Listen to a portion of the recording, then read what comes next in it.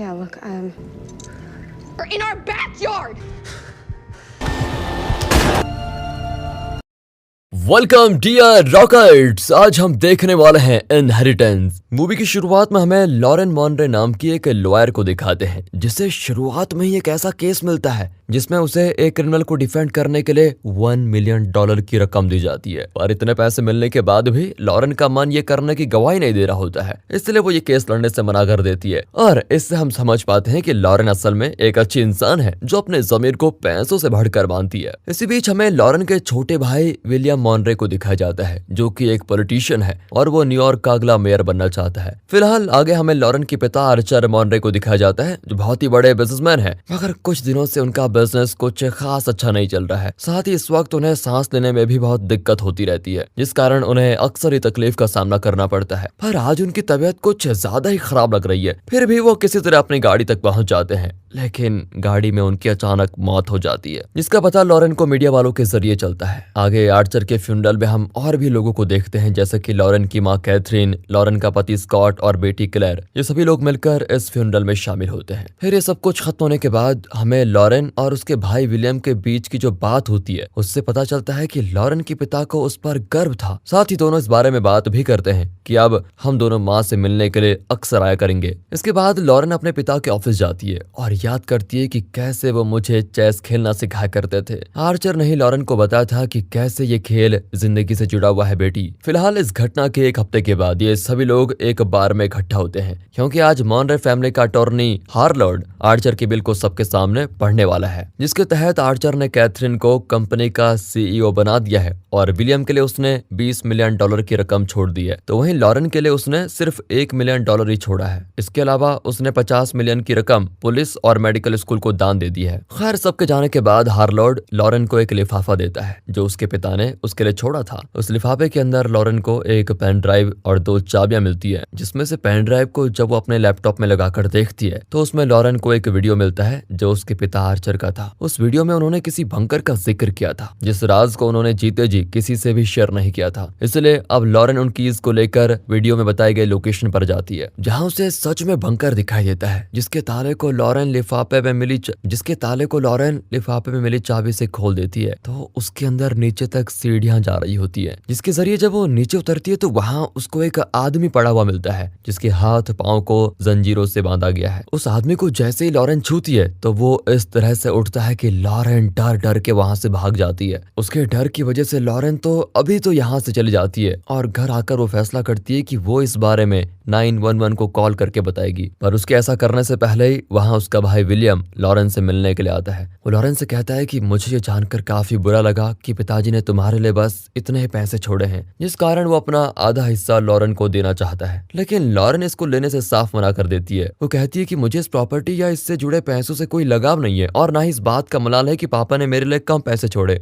वैसे रॉकेट्स, अगर आपको किसी चमत्कार की वजह से ये $20 मिलियन मिल जाए तो आप उससे कौन सी ख्वाहिश पूरी करोगे? कमेंट करके बताइएगा, क्योंकि आपके कमेंट्स पढ़ने में मजा बहुत आता है। तो कहानी में आगे हम लॉरेन को उसके पति स्कॉट के साथ देखते हैं। वो लॉरेन से पूछता है कि आजकल तुम मुझसे कुछ छुपा रही हो, कुछ परेशान लगती हो। अगर कोई चीज तुम्हें परेशान कर रही है तो तुम मुझसे शेयर कर सकती हो। इस पर लॉरेन स्कॉट से कहती है कि देखो, ऐसा कुछ भी नहीं है, मैं बस कुछ वक्त के लिए अकेला रहना चाहती हूँ। इसके बाद यहाँ लॉरेन स्कॉट को बेफिक्र होकर घर जाने के लिए बोल देती है और स्कॉट उसकी बात मानकर चला जाता है। फिर लॉरेन अपने बचपन की फोटो देखने लगती है जिसमें वो अपने पिता के साथ होती है। अब लॉरेन को याद आता है कि कैसे एक बार उसकी आर्चर से लड़ाई हो गई थी, क्योंकि वो चाहता था कि लॉरेन उसके कुछ अमीर और गुनहगार दोस्तों का केस लड़े, मगर लॉरेन ने उस वक्त ऐसा करने से इनकार कर दिया था। ये उसने इसीलिए किया क्योंकि वो किसी भी गलत काम का केस नहीं लेती। अब अगले दिन लॉरेन एक गन लेकर उसी बंकर में जाती है, जहाँ पहुंचकर उसे वो आदमी सोते हुए मिलता है। इसलिए वो मौका देखकर उसके फिंगरप्रिंट्स ले लेती है ताकि वो उसके बारे में और पता कर सके। इस कारण उस आदमी की आंख खुल जाती है और उसे जगता हुआ देखकर लॉरेन तुरंत उस जगह से निकल जाती है। फिर कुछ देर के बाद दोबारा से वो एक मास्क मास्क पहनकर उस आदमी के पास जाती है।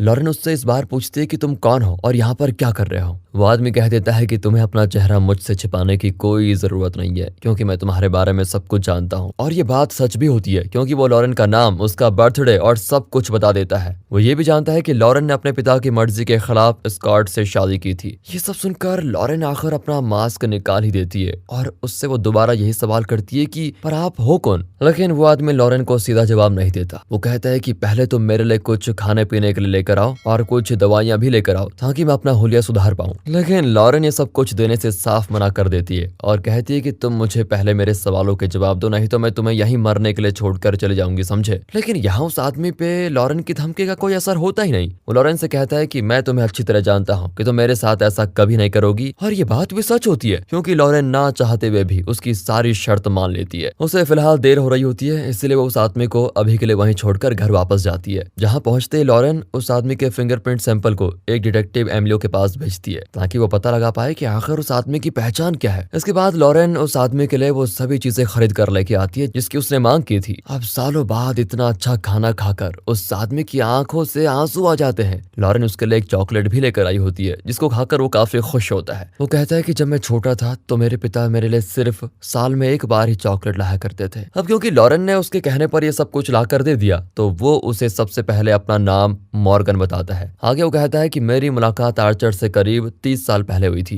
क्योंकि हम दोनों की अच्छी आदतें एक जैसी थी। दोनों काफी अच्छे दोस्त बन गए थे। जिन आदतों के बारे में मॉर्गन बात कर रहा होता है वो असल में जुआ और लड़कियां होती है। उनकी दोस्ती इतनी अच्छी हो गई थी कि वो जल्द ही दोस्त से बिजनेस पार्टनर बन गए। अब एक रात जब मॉर्गन और आर्चर एक पार्टी से काफी ड्रिंक करने के बाद गाड़ी से घर की तरफ लौट रहे थे, तो रास्ते में गलती से आर्चर ने एक अनजान विक्टिम को कुचल दिया, जिससे उसकी मौके पर ही मौत हो गई। अब यहाँ मॉर्गन कहता है कि हमें पुलिस को कॉल करना चाहिए, लेकिन आर्चर उसे ऐसा करने से मना कर देता है, क्योंकि उसका मानना होता है कि ये होते हुए किसी ने नहीं देखा, इसलिए हम इस लाश को छुपाकर दफना देंगे। ये कहने के बाद आर्चर उसकी लाश को वहीं गाड़ देता है। ये देखकर मॉर्गन को कुछ ठीक नहीं लगता और वो पुलिस को फोन लगा देता है, पर उसे ऐसा करते हुए देखकर आर्चर मॉर्गन को मारकर बेहोश कर देता है। उस दिन के बाद अब तक मॉर्गन को आर्चर ने यहाँ कैद करके रखा हुआ है। इसके आगे मॉर्गन उसके पिता के कुछ और राज लॉरेन से बताता है, जैसे कि आर्चर का सोफिया नाम की औरत के साथ भी नाजायज संबंध है। उसकी इस बात पर लॉरेन को विश्वास ही नहीं होता और वो मॉर्गन से कहती है कि तुम झूठ कह रहे हो, मेरे पिता लाख बुरे थे, लेकिन ऐसा तो बिल्कुल भी नहीं थे। इस पर मॉर्गन उसे सोफिया के घर का पता देते हुए कहता है कि तुम खुद जाकर पता लगा लो। साथ ही वो लॉरेन से ये भी कहता है कि तुम्हारे पिता के सारे राज हार्लोड को पता है। उसकी इन सब बातों से चिढ़कर लॉरेन बाहर आ जाती है और वो तुरंत एमिलियो को कॉल करके मॉर्गन नाम के आदमी के बारे में और पता लगाने के लिए बोलती है। फिर वो खुद मॉर्गन के दिए हुए पते पर जाकर सोफिया से मुलाकात करती है, जो लॉरेन के पूछने पर बता ही देती है कि मैं आर्चर से क्लब में मिली थी। सोफिया से बातचीत के दौरान लॉरेन को वहां पर एक लड़की की तस्वीर नजर आती है। उसके बारे में सोफिया से पूछने पर लॉरेन को पता चलता है कि ये उसके सौतेले भाई और सोफिया से हुए आर्चर के बेटे एलेक्स की तस्वीर है। इस बात को लॉरेन बिल्कुल भी बर्दाश्त नहीं कर पाती और रोते हुए वहां से बाहर आ जाती है। यहाँ से वो अपनी माँ से मिलने के लिए जाती है, जो विलियम के इलेक्शन कैंपेन की तैयारियों में बिजी होती है। फिर लॉरेन कैथरीन से मॉर्गन के बारे में पूछने की कोशिश करती है, लेकिन कैथरीन इस नाम के किसी भी आदमी को नहीं जानती। इसी बीच वहाँ विलियम आकर लॉरेन से अपने इलेक्शन कैंपेन में आने की विनती करता है, क्योंकि सभी जानते हैं कि वो कितनी अच्छी लॉयर है, जिस कारण लॉरेन के वहाँ पर आने से विलियम को लोगों का अच्छा सपोर्ट मिलेगा। फिलहाल अभी तो लॉरेन के दिमाग में कुछ और ही चल रहा होता है, इसलिए वो विलियम की बातों को टालकर मॉर्गन से अपने सवालों के जवाब जानने के लिए जाती है और उससे उस जगह के बारे में पूछती है जहां आर्चर ने उस आदमी की लाश को दफनाया था। यहाँ मॉर्गन फिर उसके सामने एक शर्त रखता है कि अगर तुम मुझे भी अपने साथ ले चलोगे तो मैं तुम्हें वो सब जगह दिखाऊंगा। मॉर्गन की इस बात को भी लॉरेन को मानना ही पड़ता है और जब मॉर्गन उस बंकर से बाहर आता है तो इतने सालों के बाद वो खुली हवा में सांस लेकर काफी खुश होता है। इसी बीच लॉरेन को उसके पति स्कॉट का कॉल आता है। वो लॉरेन से पूछता है कि आखिर तुम इस वक्त कहाँ पर हो। लॉरेन जवाब देती है कि देखो अभी तो मैं किसी काम में बहुत बिजी हूँ, इसलिए काम खत्म करके जल्द ही वापस आऊंगी। फिर फोन कट करने के बाद लॉरेन मॉर्गन को उसकी बताई जगह पर लेके जाती है, जहां मॉर्गन की बताई जगह पर खोदने पर लॉरेन को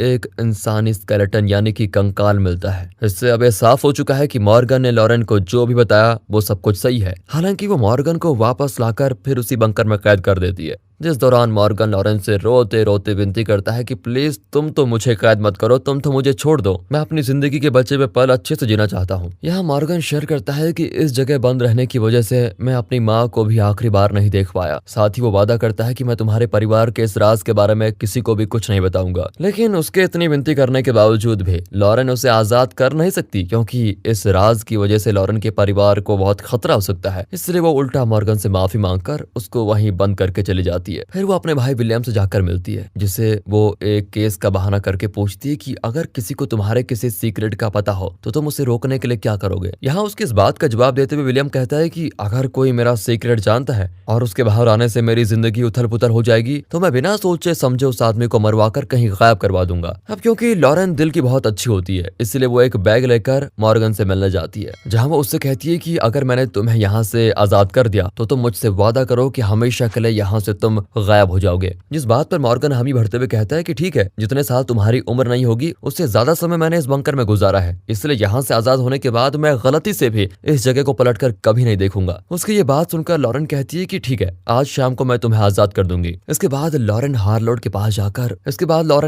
पास जाकर उससे काफी सारे पैसे, एक प्राइवेट जेट और पासपोर्ट के इंतजाम करने के लिए कहती है, जिस पर हार्लोड उससे पूछता है कि आप किसके लिए सब कुछ मांग रही हो, पर लॉरेन उसे भी कुछ नहीं बताती। फिर वो मॉर्गन से जाकर कहती है कि तुम अपना हुलिया थोड़ा ठीक तो कर लो, तुम्हें आज ही निकलना है। साथ ही वो मॉर्गन से पूछती है कि तुमसे कभी पापा ने मेरे बारे में जिक्र किया था। इस पर वो बताता है कि तुम्हारे पिता को तुम्हारे ऊपर गर्व तो था, पर वो तुमसे खुश नहीं थे क्योंकि तुमने उनके दोस्तों का वो केस लेने से इनकार कर दिया था। फिर वो जो बात किसी से शेयर नहीं कर पाते थे वो मुझसे आकर शेयर करते थे। बातों ही बातों में मॉर्गन लॉरेन से रिवील कर देता है कि तुम्हारा भाई विलियम आज जिस भी मुकाम पर पहुंचा है वो लोगों को घूस खिलाकर यहाँ तक पहुंचा है। इस बात को जानने के बाद लॉरेन सीधा विलियम के पास पहुंचकर उससे इस बारे में सवाल करती है। जवाब में विलियम कहता है कि बड़ी पोजीशन हासिल करने के लिए ये सब कुछ करना पड़ता है, और बाकी पापा ने लोगों को रिश्वत खिलाकर तुम्हें शुरुआती केस भी तो दिलाए ताकि तुम एक अच्छी लॉयर बन पाओ। लॉरेन बौखलाकर विलियम को एक थप्पड़ लगाकर चली जाती है। इसके बाद वो मॉर्गन को बंकर से बाहर निकालती, जो कि वहां से जाते वक्त चेस की गोट को अपने पास निशाने के तौर पर रख लेता है। फिर वो बाहर आकर खुली हवा में पहुंचकर बहुत खुश होता है। अब लॉरेन उसे लेकर प्राइवेट जेट पर जाती है, जहां हार्लोड मॉर्गन को उसका पासपोर्ट देता है। साथ ही बताता है कि तुम्हारे अकाउंट में इतने पैसे जमा करवा दिए गए हैं कि उनसे तुम अपनी पूरी जिंदगी आराम से काट सकते हो। लॉरेन मॉर्गन से कहती है कि तुम कभी भी यहाँ वापस दिखाई मत देना, जिस चीज का मॉर्गन उससे वादा कर देता है कि मैं कभी ऐसा नहीं करूंगा, और फिर वो जेट में बैठकर चला जाता है। खैर, इसके बाद लॉरेन फिर से उसी बंकर में जाती है, जहाँ बेड के नीचे उसको एक इंजेक्शन की शीशी मिलती है, लेकिन वो उसे ये सोचकर नजरअंदाज कर देती है कि अब तो सब कुछ निपट चुका है। इसी दौरान एमिली मॉर्गन की एक फाइल लॉरेन को भेजता है, जो लॉरेन से मिलने आई उसकी माँ कैथरीन को मिल जाती है। यहाँ लॉरेन कैथरीन पर उसकी चीजें छूने के लिए गुस्सा भी करती है, पर कैथरीन उल्टा उस फाइल से एक फोटो निकालकर लॉरेन को दिखाते हुए सवाल करती है कि आखिर तुम्हारे पास कैटसन की फोटो कहाँ से आई और ये क्या कर रही है। जिस पर लॉरेन उसे बताती है कि ये कैटसन नहीं, ये तो मॉर्गन है, जिसे आर्चर ने पिछले 30 साल से एक बंकर में कैद करके रखा हुआ था। और फिर यहाँ आती है असली कहानी सामने। कैथरीन बताती है कि असल में इस आदमी का नाम कैटसन है, जो कि एक सीरियल किलर है। अब ये जानते ही लॉरेन भागते हुए एयरपोर्ट पहुंचती है, जहां उसे हार्लोड और पायलट की लाश मिलती है। साथ ही लॉरेन को अंदाजा हो जाता है कि मॉर्गन कैथरीन को मारना चाहता है, तो वो वापस भागकर आती है, जहां कैथरीन नहीं होती। साथ ही उसका फोन भी नहीं लग रहा होता है। इसलिए लॉरेन को ये समझने में बिल्कुल भी देरी नहीं लगती कि कैटसन उसकी माँ को उसी बंकर में ले गया होगा। जहां पहुंचकर उसे कैथरीन मिल तो जाती है, पर इससे पहले लॉरेन कैथरीन से कुछ पूछ पाती, कैटसन उससे भी मारकर बेहोश कर देता है। जिसे जब होश आता है तो कैटसन उसे बताता है कि मैंने ही जहर इंजेक्ट करके आर्चर की जान ली थी, जिसकी शीशी लॉरेन को उसके जाने के बाद मिली थी। इसके बाद कैटसन लॉरेन से बताना शुरू करता है कि आखिर इन सब के पीछे असली कहानी क्या है। दरअसल उस रात पार्टी के दौरान कैटसन ने कैथरीन को धोखे से नशे की दवा देकर उसके साथ गलत काम किया था, जिसके बारे में जैसे ही आर्चर को पता लगा